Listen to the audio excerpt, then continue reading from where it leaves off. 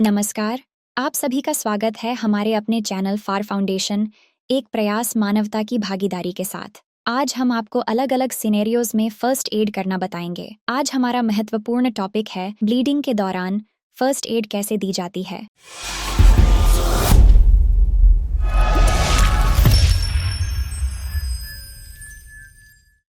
अगर यह इन्फॉर्मेशन आपके लिए हेल्पफुल है तो आप प्लीज़ ये वीडियो लाइक और चैनल सब्सक्राइब करें और ये इन्फॉर्मेशन शेयर करें ताकि मैक्सिमम लोगों तक सही फर्स्ट एड का तरीका पहुंच सके और बहुत सारी जानें बचाई जा सके। आओ हम स्टार्ट करते हैं विद सिंपल एब्रेजन, जिसमें नॉर्मल छील जाना आता है। बहुत बार बच्चों को जनरली कोहनी या घुटनों में तो चोट लगती रहती है। अगर ऐसा होता है तो आपको क्या करना है? सबसे पहले उसे एब्रेजन वाले एरिया को अच्छे से रनिंग वाटर के साथ साफ करें। आप सोप वाटर का भी इस्तेमाल कर सकते हैं। साफ करने के बाद में अगर उसमें कोई भी फॉरेन पार्टिकल जैसे धूल, मिट्टी या कुछ भी हो तो आप उसे धोने के समय इसे निकाल दें। उसके बाद में उस एरिया को आप अब ड्राई करें। कोई साफ स्टेरिलाइज गेज पीस लेकर उसको टैप करके ड्राई करें। आप इसे बिल्कुल ओपन भी छोड़ सकते हैं। धीरे धीरे अपने आप ये स्कैल्प बन जाता है और हफ्ते या 10 दिन में अपने आप हीलिंग हो जाती है। लेकिन अगर आपको उसे कवर करना है तो ना चिपकने वाला सिंपल गेज पीस जो बाजार में आपको मिल जाएगा वह लगाकर उसके ऊपर एक रोल बैंडेज लगा करके उसे छोड़ दे। टिटनेस टीके का शॉट लगाना ना भूले। अगर आपने पिछले 5 से 10 सालों के अंदर टिटनेस का टीका लगवाया है तो आपको रिपीट करने की ज़रूरत नहीं है। अगली बात करते हैं कि ब्लीडिंग की। अगर आपके सामने किसी को कोई घाव है, वुंड है और उसमें से ब्लीडिंग हो रही है तो आपको क्या करना है? ब्लीड कम है या ब्लीड बहुत ज़्यादा परफ्यूज है, बिल्कुल खून रफ्तार से निकल रहा है, कोई भी कंडीशन हो, अगर वह ब्लीडिंग एक्टिव है, उसमें से खून लगातार बह रहा है तो आपको तुरंत वह ब्लीडिंग वाला एरिया प्रेस करना है, उसको दबाना है। दबाना कैसे है?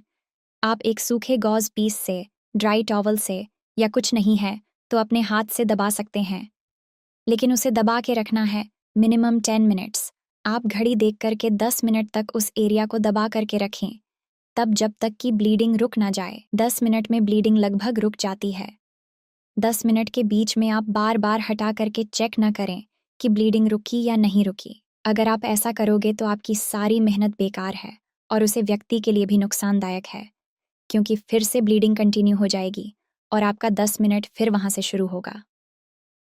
अब आपने उसे दबा के रख लिया, 10 मिनट हो गए और आपको लगता है कि ब्लीडिंग रुक गई है, कम हो रही है, तो उसके ऊपर आप एक बैंडेज लगाकर छोड़ सकते हैं। जिस एरिया में चोट लगी है उसे एंटी ग्रेविटी में रखें, यानी ऊपर करके रखें, ताकि वहाँ पर रिलेटिवली कम ब्लीडिंग हो।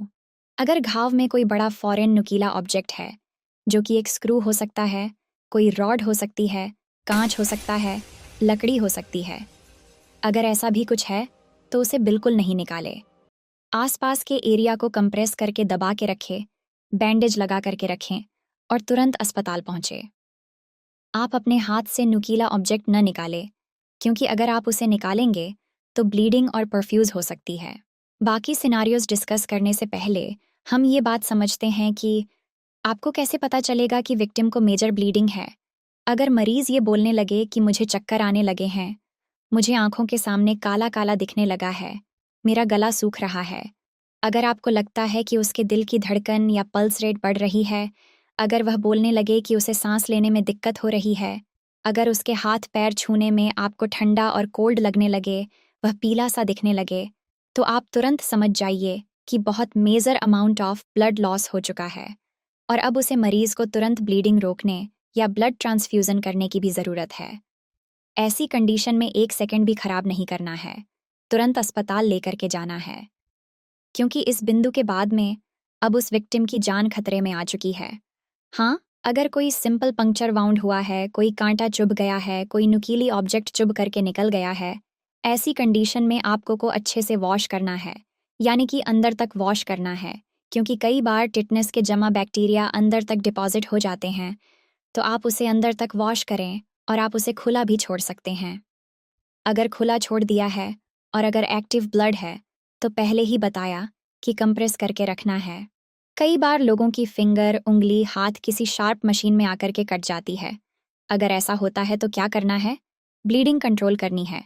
जैसे मैंने आपको बताया, प्रेशर देकर के स्टेरिलाइज गेज, बैंडेज, टॉवल, कपड़ा जो मिलता है वह लगाकर दबा दें।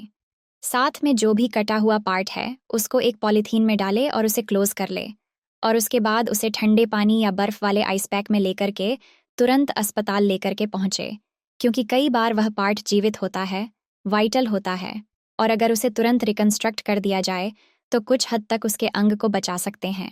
एक बहुत ही खतरनाक इंजरी होती है क्रश इंजरी, यानी उस पार्ट का दब जाना। जब भी कोई पार्ट शरीर का किसी भारी ऑब्जेक्ट के नीचे आ जाता है या रोड ट्रैफिक एक्सीडेंट में जनरली टायर के नीचे आ जाता है, तो इसे हम क्रश इंजरी कहते हैं।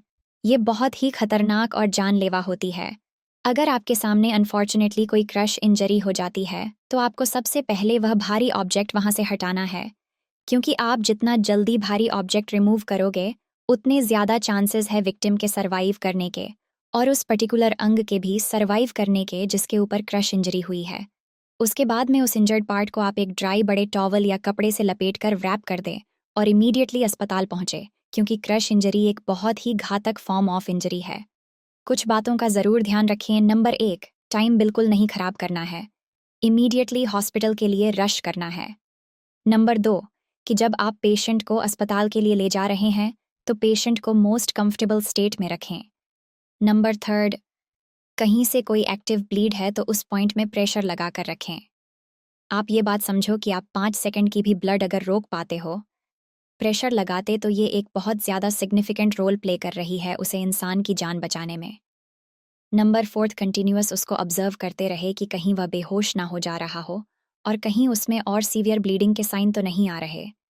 मरीज को कुछ भी खाने के लिए ना दें, कुछ भी पीने के लिए ना दें, स्मोक, अल्कोहल सबसे दूर रखें। पेशेंट को तुरंत अस्पताल में लेकर पहुंचे। हम सभी सेफ रहे, कोई भी ट्रॉमा या ब्लीडिंग का विक्टिम या कैंडिडेट ना बने। लेकिन अनफॉर्चुनेटली अगर आपके सामने कभी ऐसा होता है तो यह इन्फॉर्मेशन आपके लिए यूज़फुल हो सकती है। अगर आपको ये यूज़फुल लगती है तो ये चैनल सब्सक्राइब करें और ये इन्फॉर्मेशन बाकी लोगों में शेयर करें। जय हिंद।